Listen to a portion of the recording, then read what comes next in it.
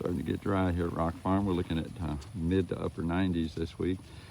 For most of our irrigation, we use drip irrigation, and we do mulch the rows real well. That helps conserve moisture. But I do like to keep the row middles at least somewhat watered, because you have roots, especially from blackberries and our peach trees. They extend well out into this grass area, and so I think it's good to at least keep it somewhat watered. We don't have solid set irrigation, so what we rely on is this item here. I've got several of them. These are National walking sprinklers. This is the Model B3, which was their heaviest duty model. Weighs about 32 pounds.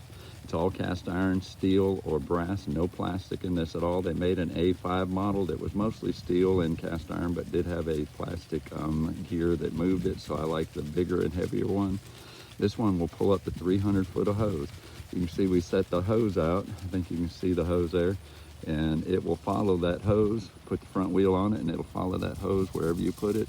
This one will pull up to 300 foot of hose. These rows are around 150 to 200 foot, and it will pull it all the way back up there at about speed of about 40 foot per hour, which puts out the equivalent of about probably a half to an inch of water, somewhere in that range, and we do it about once a week.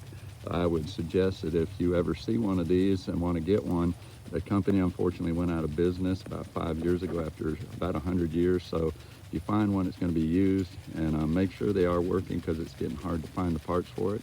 I like it because it'll throw the water low and it's not affected by the wind. And it won't just do that row, it'll do the row beside it and this one over to the right too. So it'll do about a 36 foot wide swath.